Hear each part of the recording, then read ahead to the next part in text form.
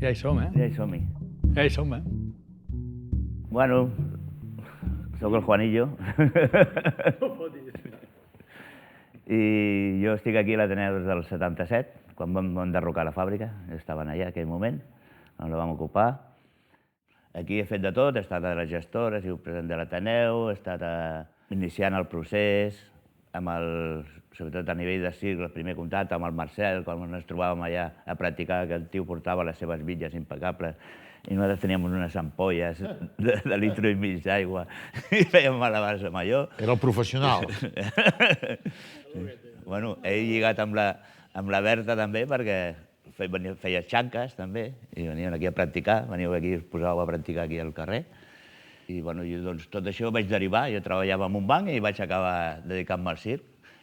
I a partir d'aquell moment, després, a poc a poc, em vaig posar en una companyia professional, Desastrosos Circus, i després, bueno, tot anava lligat. O sigui, primer quasi vam començar a fer una formació de circ i tot això, fèiem el lloc de trobada, que és on va sortir una mica tota la moguda del circ, i una moguda del circ important, on han sortit moltes companyies, que era un punt de trobada on ens trobàvem allà a practicar. Les ampolles, les pilotetes de tenis plenes d'arròs amb la cinta aïllant, per fer malabars. Després, bueno, el Ricard també estava aquí, no el veieu? Feia trapezi, també. Tu vas ser el primer gestor, diríem, gerent de l'Ateneu. Com a gerent... Com a coordinador. Coordinador... Sí. Va ser el primer, sí. D'una manera natural, perquè estàveu dins, éreu tota una pinya de gent que estàveu allà en aquella junta, a l'assemblea... A nivell personal va ser una aposta, diguem-ne, per part meva, perquè vaig tenir que deixar la feina. És a dir, que quan van plantejar el tema que jo passava a dinamitzar l'Ateneu d'una manera a hores, a fotre-li moltes més hores, va ser per una qüestió personal, perquè jo vaig decidir o segueixo treballant a la universitat o vinc a l'Ateneu, i la decisió va ser vindre a l'Ateneu. És a dir, que va ser una aposta laboral, personal i professional. Fins llavors hi havíem estat aquí impulsant les festes populars, tot el tema que era tot un tema dels diables, tot el tema de la coordinació amb el moviment veïnal i tot el tema del circ, diguem-ne, i l'Ateneu. Vaja, el que nosaltres teníem al cap era generar aquí a l'Ateneu un centre cultural independent, amb suport municipal, però independent, autogestionat. Això és el que teníem nosaltres a la Mollera, diguem-ne. Bueno, jo soc la Berta de l'Avalot i la nostra relació, jo dic nostra perquè sempre també parlo en nom de l'Avalot, doncs va venir per l'Antonio Buil i pel Miquel Albella. L'Antonio Buil és mestre pirotècnic i segueix sent-ho encara de l'Avalot. I en Miquel va venir a través de l'Antonio, quan a Santa Coloma vam fer una preestrena d'un espectacle, i l'Antonio, arrel de Diables de Santa Coloma, que nosaltres érem fundadors, aquí també Marcel Escolano, vam fer unes reunions per fer un correfoc superbèstia a Santa Coloma. A partir d'allà, amb l'Antonio vam tenir molt feeling. Nosaltres sempre hem sigut constructors, o sigui, sempre hem construït escenografies, atrezzos i tal. Què va passar? Que l'Antonio també s'estava fent el drac de Nou Barris, aquest de la cua que després pesava tant que es van haver de posar rodes, etc. I a l'Antonio nosaltres estàvem controlant bastant la fibra de vidre a nivell artesà i vam començar, va dir, ei, doneu-nos un cop de mà. I vam venir aquí, que estava, això era el 85-86, estem parlant. Al 87 vam fer èlitres nosaltres i vam assajar aquí també. I, de fet, la nostra foto de perfil és una foto que diu desè aniversari, aquí fora, la foto de perfil del Facebook, si la voleu mirar. Diu desè aniversari i estem nosaltres, al 6. És aquella que estic sortint amb les malles i quan tenia pelo. I llavors va ser a partir d'aquí que vam començar a venir, a assajar, a estar en relació amb Desastrosos, que també us havien fet cosetes d'escenografia, cosetes de vestuari. I clar, quan es va tancar, doncs, al reinici, el 94, vam començar també a estar una mica a la comissió de programació. Home, a l'Avalot estàveu a la comissió de programació, estàveu fent la revista de l'Ateneu. El logo de l'Ateneu del barret, aquest el va fer el Jaume, de l'Avalot. estàveu superimplicats. La gestora també estava... Sí, Estàveu posats a la gestora anàvem quan ja estàvem ahí peleones, això ho hem de fer, ho hem de fer. Vale, pues vamos per la gestora. Llavors, sí que per nosaltres va ser un punt molt potent que l'Ateneu, amb una idea que va sortir de l'Avalot i que el Miquel Albella era un puntal en aquest projecte brutal, vull dir, això ho hem de fer, això ho hem de fer, era energia, hores, hores, hores, i tothom anar a la una, aquí. Tothom anar a la una. Jo sóc el Marcel, de Los Galindos. La meva vinculació amb l'Ateneu va venir de la mà amb la Berta, diríem, perquè en aquell moment estàvem junts, vam començar junts a fer teatre de carrer, a fer diables, a fer espectacles de foc. El que ell ha explicat, ens vam trobar l'Antonio Buil, el Miquel Albella, vam conèixer l'Ateneu de Nou Barris, vam conèixer el Juanillo, el Ricard, el personal que havia aquí, i ja com a companyia jove, que teníem una dinàmica que ens ho estàvem fent a sobre, ja necessitàvem venir a l'Ateneu a assajar. I havíem de demanar els espais. Home, tios, però és que necessitem els llums, necessitem el so per assajar. Sí, home, sí, però clar, això s'ha de guardar en el magatzem, perquè aquí, si no, els xoriços... Bueno, aquí hi havia un panorama important. Ens van robar els focus i després vam tenir que anar a negociar amb el tio que li havien vengut els focus, que vivia aquí al... Torre Baró, amb una discoteca de Torre Baró. Te'n recordes? Sí, va ser brutal. El cas que nosaltres, per assajar aquí, doncs, si muntàvem el so i les llums de l'Ateneu, ens havíem de quedar a dormir a la sala aquí al costat per vigilar, perquè així no havíem de muntar i desmuntar cada dia, perquè era un percal, no? Després es van començar a fer aquestes trobades, gràcies a Boni Caroli, que ens reunien a tota la gent de Barcelona a la plaça del Sol, que quan va venir l'hivern amb el Juanillo vam dir, hòstia, doncs pugem a l'Ateneu i així es poden seguir els entrenaments els dimarts i els dijous. Per això Anàvem a la plaça del Sol. L'històric que els dimarts i els dijous era el taller de circ, no? Però anàvem a la plaça del Sol al principi, però anàvem a la nit. Anàvem a la nit. Fins a les 2 de la matinada. Clar, perquè de dia tothom treballava, tothom feia les seves coses, no? I anàvem a la nit per trobar-nos. Es va crear una sinergia com inevitable que va fer que aparegués el projecte, aquesta història d'amor, anomenada Los Galindos, a l'any 91, el primer espectacle de Los Galindos després del seu periple, el primer estreno de Los Galindos amb el trapeci volant plantat al carrer va ser a la Plaza Ángel Pestaña, el 30 de maig del 1992. D'allà ens vam anar al Circ Reluí, el circ era, per nosaltres, va ser una bola de neu, no?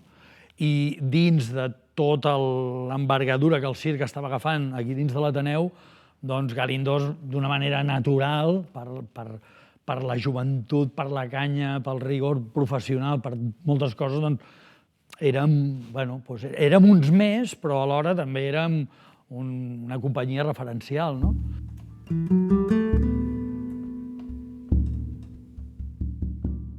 A partir del 94 es comença el tema dels combinats de circ. Combinats de circ era agafar gent de diferents llocs, diferents companyies, juntar-se i preparar un espectacle, sense direcció ni res. Era autogestió. De fet, el circ d'hivern, i no et tallo, però el circ d'hivern és un fruit dels combinats. No, clar, és que el que anava a dir, que la història ve d'aquí, dels combinats. I jo me'n recordo les moltes baralles i d'això que teníem amb el Miquel o així.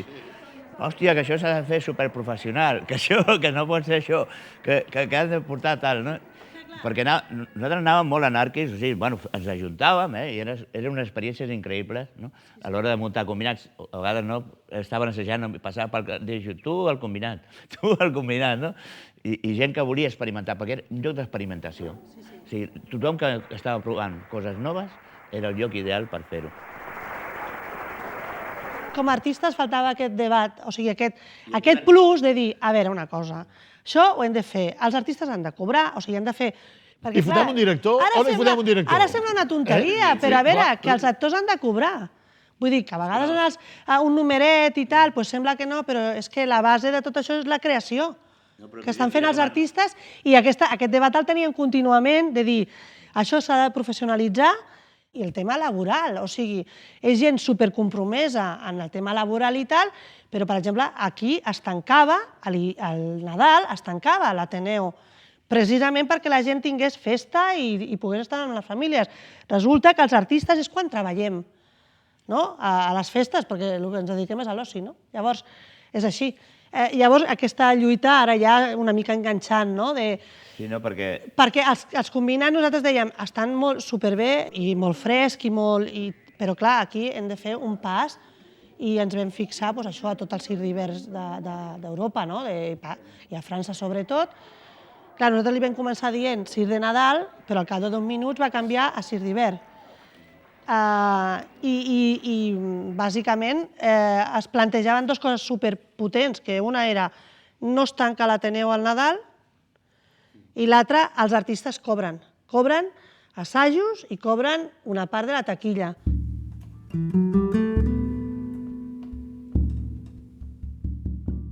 El projecte en si va sortir de l'Avalot. Bueno, va sortir d'allà la idea que havíem begut de tot el que estava passant, però justament jo sempre he reivindicat que curiosament va ser una companyia de teatre de carrer i no de circ que va fer la proposta. És veritat que som molt de circ. Hem estimat i estimem moltíssim el circ a l'Avalot. Però sí que és veritat que, curiosament, el projecte en si, potser perquè tenien també el Miquel, jo molt el tema de la gestió, com també l'anàvem incorporant molt, a nivell laboral, que estigués tot el més correcte possible. Estem parlant de fa 25 anys, i de l'Avalot encara una mica més. Doncs clar, intentàvem posar també un projecte que sí que ja bevia de tot, de tota la dinàmica que estàvem portant aquí i que com a companyia sempre hem sigut molt impulsors, i vam fer la proposta un octubre. Vull dir, nosaltres la vam parlar al setembre, a l'Avalot. Vam fer la proposta a l'octubre finals. Qui ho diu, no? Projecte per a un somni. L'Avalot Teatre, tardor 1996. Això era l'octubre. I penseu que encara havia de passar comissions de programació, gestora, perquè també sabíem que no seria fàcil. És veritat que de seguida vam tenir la complicitat dels artistes i això ens donava força també com a professionals del món del circ per fer el projecte. I també és veritat que per nosaltres va ser superimportant tenir el Ricard aquí, que des del començament veien com poder portar-ho a nivell de la comissió. És veritat que la gent de la comissió de programació era gent també molt oberta, vull dir, tothom tenia dubtes, lògicament, però és veritat que era gent que podien parlar superbé, que no ens sentíem tampoc imposant una cosa, perquè tampoc no s'hagués acceptat això, però sí que intentaven donar-li el valor que volíem en aquest projecte i sobretot que requeria uns diners, que per l'Ateneu sabíem que això era un hàndicap molt gran. De totes maneres, l'energia creativa que es va generar en el circ d'hivern des del punt de vista artístic, vull dir, i l'Ateneu, que després va ser la llavor també de l'èxit, perquè, clar, el circ d'hivern ara ens el mirem així, però al seu moment també era una incògnita, no? També l'aposta, diguem-ne, pensàvem que funcionaria, clar, tampoc no, però realment després ha estat una pedra fonamental, una petita joia, diguem-ne, de l'Ateneu que ha anat creixent, no? I això també, en fi, ho ha dit, no? En octubre es presenta el projecte, no? I en un mes s'assaja. Però és que jo estava al tercer i al 8è, i era el mateix. Només estàvem un mes movent les cadires i tot. Per anar, perquè venien les escoles després, tot això. I ho fèiem en un mes. O sigui, ara hi ha molt més temps i hi ha més jocs per poder assajar. Era una proposta que tothom l'havia de tenir clara, perquè si no, no aniríem bé. Clar, és veritat que el Juanillo... Clar, és que tal... Bueno, perquè hi havia 2 coses que ja ho he dit abans. Una és tancar l'Ateneu. Vam dir, no es pot tancar l'Ateneu. Clar, això significava un canvi molt brutal en aquest espai. Ara ja, com que tenim tots els 25 anys, no es nota. Però llavors era... Hem d'obrir tots els dies, hem de tenir gent per tots els dies. A cercaviles, perquè clar, l'Ateneu quedava en un raconet de Barcelona i per Amagadet, que per molta difusió que hi hagués del circ, que s'estaven fent coses xules i venia molta gent de tot arreu, és veritat que de cara a Barcelona, al centre i tot això, la gent no el coneixia. Llavors, què fem? La difusió per nosaltres va ser també els 3 o 4 periodistes que van poder venir, Pablo Ley, Jordi Jané... Sí, el Pablo Ley, que després va dir que no li agradava el circ. No, és veritat, i va encantar. No pel circ d'hivern, No, no. que més endavant, com a crític. Bé, Va arribar un moment... perquè també s'estava lluitant amb aquest concepte, diríem, no? Els periodistes d'aquell moment... No hi havia periodistes de circ. No, exacte. Eren els periodistes, els crítics de teatre. Ens va costar. No, el Jordi Jané. Sí, l'únic era el Jordi Jané, que tenia una vinculació molt particular amb el món del circ. Però no llavors, havia... tornant aquí, que sembla molt fàcil, com molt fluixet, no? Oi, a mi m'agradaria que llegissis el poema, porfa. És el poema que vam incloure en el projecte. Però llegiré bé o no, això? Bueno, teníem una ànima poètica aquí, també. Hi havia una ànima poètica, perquè si no, no ho haguéssim fet, una sensibilitat. Home, però no, hi havia una ànima poètica amb tots i cada un del que passava aquí. Sí, vull dir, el local, ara segueix existent, no? Sí, bueno, ara es fa al bar. Però el local, el que se'n deia el local, als anys 80... Sí, era total. Vull dir, és el que dèiem de les peces de dòmino, no? Les coses han anat unes empenyent a les altres. Res ha sortit del no-res. Tot ve d'un esclat, bàsicament, d'un esclat d'amor i de llibertat, amb una fantasia i amb unes ganes de fantasia i de poètica que, bueno, a mi personalment és el que em captivava i el que em portava aquí cada dia, no? Perquè, a més, era un lloc on tot era possible. Era un lloc de possibilitat, no? Pel que jo feia i per lo que jo veia fer, perquè veia fer tantes altres coses que era una sobredosis, era brutal, era un enriquiment constant, no?, el que estava passant aquí. No és perquè sí que han sorgit totes les iniciatives que han sorgit. Sí. Era inevitable, era inevitable. Molt bé, Marcel, molt bé. M'has tocat el cor.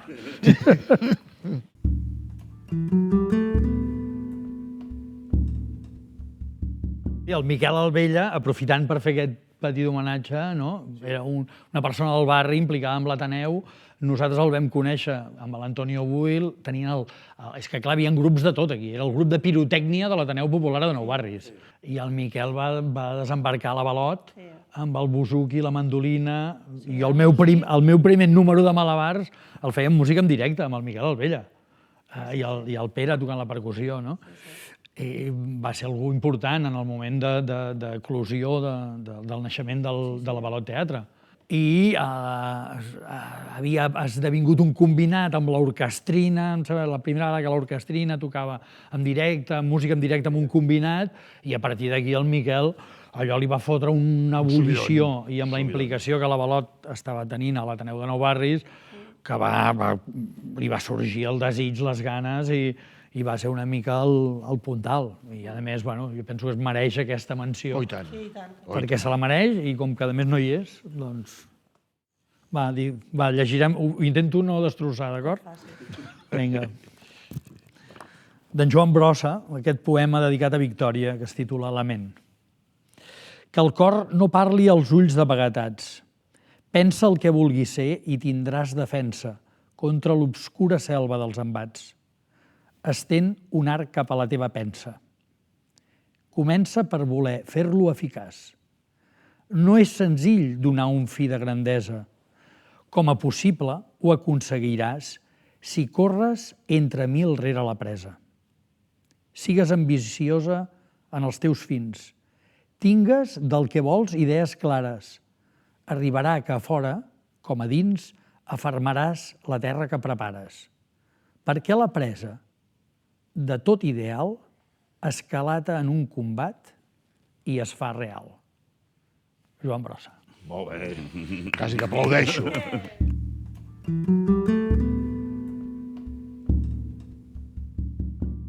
A la part del gimnàs fèiem potser un numeret mentrestant i mentrestant allà s'assajava, o hi havia el taller de circ amb els nens o amb els joves, amb qui fos, i llavors anàvem tots cap allà quan s'acabava i tot això. I a la nit, los Ratoncito Pérez fent el taller d'escenografia que teníem a la Emma Escolano, tothom cosint cortinetes i tot això, perquè hi havia, si recordeu, era la pista del trapezi al mig, dues grades laterals. La grada també va ser fàcil, aconseguir-la? Sí, hòstia. Molt fàcil. No, eren roscos amb cadires a sobre, Sí, però que no? ens les van deixar gratis. Clar, que en aquella època no hi havia roscos. Les van aquí, deixar clar. gratis. I el públic estava a banda i banda del trapezi volant, feien servir l'escenari per fer alguns números i feien la vestida amb els músics a dalt, com el circ, no sé, clàssic, diguéssim, no? I cortinetes a sota, de manera que podíem... Clar, l'entrada d'artistes estava per sota els músics, amb aquella, diríem, amb aquell control escènic, amb l'orquestra a sobre. Vam transformar l'espai. I llavors, Sí. allà es Es va creava trencar aquella passarel·la de fusta, que anava fins això a mateix. l'escenari amb una rampa, Sí. i a l'escenari que estava buit, i el públic estava encarat cara I a cara. estava damunt. El públic estava... Home, jo me'n recordo, queies del trapezi volant a sobre els matalassos, sorties del matalàs i ja està. Molt bo. I estaves als peus de la gent, queies als peus de la gent.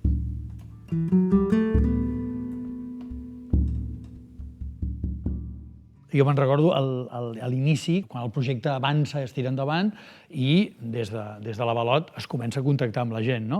Bàrbara Granados, la directora musical, perquè és la directora de l'orquestrina. El Jaume Baliar de l'Avalot, l'escenògraf i ajudant de direcció. El Miquel Albella, cap tècnic de so i llum, a part de música a la banda, i en un principi jo era el director artístic de l'espectacle. I recordo aquelles primeres reunions de veure com encaixàvem l'equip, què fèiem. Hòstia, bullir l'olla allà.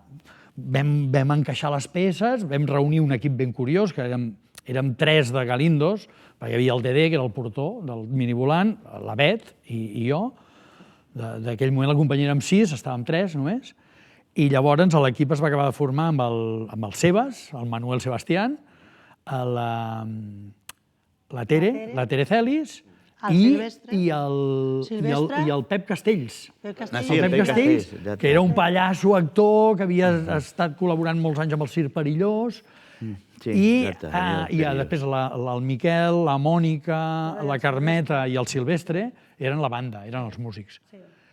I llavors vam començar a dibuixar tot el projecte, va començar a agafar forma i com seria, de veure com encaixaríem totes les peces, i clar, va haver-hi un moment que jo, vull dir, en aquells moments no tenia els 30 anys encara, era més jove, i no tenia l'experiència, i vaig encarar el tema amb el Jaume i el Miquel, i amb l'Avalot, de dir, nois, jo no puc estar actuant, fent aquesta creació, que en definitiva serà una creació col·lectiva, i dirigint l'espectacle.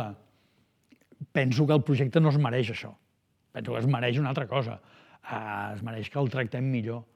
I amb la Bet ho vam tenir com molt clar, ens va aparèixer el Jordi Borrell, el Jordi Perillós, que a més estaven com bastant desvinculats, s'estaven aturant com a companyia, i llavors en el Jordi el vam trucar i li vam dir, Jordi, hi ha aquest projecte i tal, li vam explicar, i el Jordi, pum, els ulls li van fer bamballetes i el tio ens va dir que sí, i hòstia, va ser brutal, perquè de sobte sí que teníem la figura del director artístic que estava alliberat d'estar a l'escena, que era el que el projecte requeria.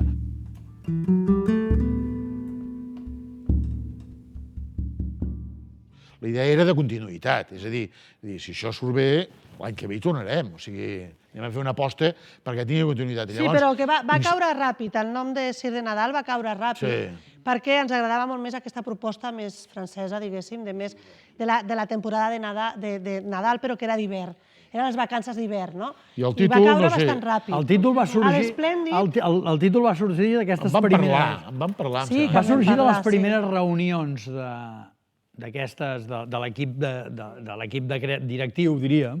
I jo diria que va sortir això, xerrant allà amb el Miquel, el Jaume... Això serà estupendo. Sí, això serà estupendo. Això serà estupendo, això serà...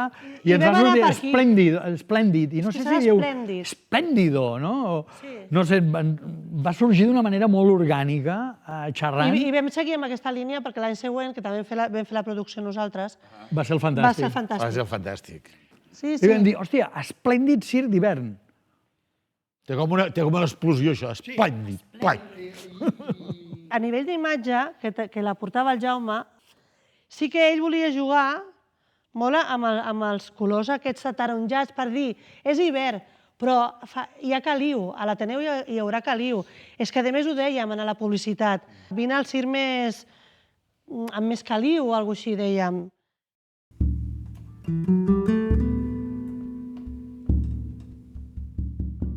En el moment que es va fer, en la mesura que es va fer i en el moment contextual que estava el sector del circ en aquell moment, van fer que això hagi deixat aquesta empremta. O sigui, si ara comencés un projecte com el Circ d'Hivern amb la quantitat d'activitat de gent i de circ que hi ha, no seria el mateix. El fet que es crea el primer Circ d'Hivern l'any 95, 96. El Nadal del 96. Sí. Els primers, en realitat, el que estan generant és tota... Diem, hòstia, és que en aquell moment estava l'Ateneu ple de gent. Tota la gent de circ que hi havia estava implicada a l'Associació de Circ de Catalunya, però no era tanta gent. Vol dir que en els primers circs d'hivern, de fet, va passar tota la gent de circ de Barcelona i pràcticament de Catalunya, va passar pel circ d'hivern. Va tenir la seva vinculació com a artista o com a director o d'alguna manera implicada dins del projecte, que va fer que es fes referencial dins del propi sector també. Dins del propi sector era algo que ens va omplir molt a tots i érem tots molt família. I l'Ateneu jugava el paper de la casa del Circ de Catalunya perquè realment la mesura de la gent que hi havia és que hi cabíem tots, no?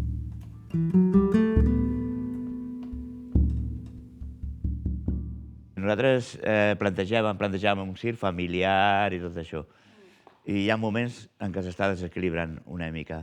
Però això és un altre debat.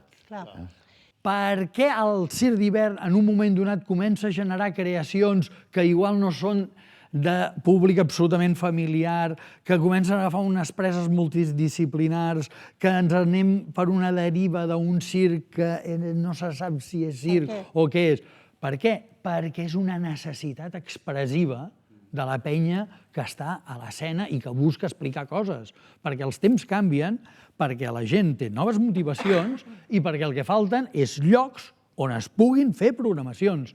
Perquè amb això, amb una educació per aquest tema i amb una voluntat política i social de generar aquests llocs, això és possible. Però jo plantejava més que res perquè què és el que he vist? Jo, diguéssim, quan parlem de la comunitat, del barri i així, s'està perdent molta gent del barri.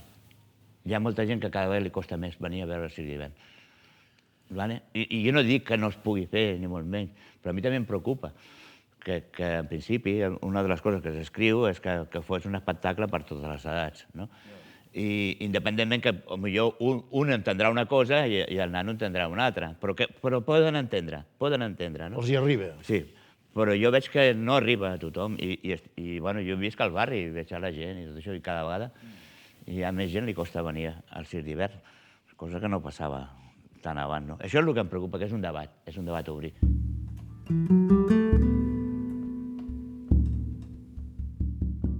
Jo crec que és una cosa que ha costat un esforç, que és fruit d'un esperit, fruit d'una història i que ha de continuar.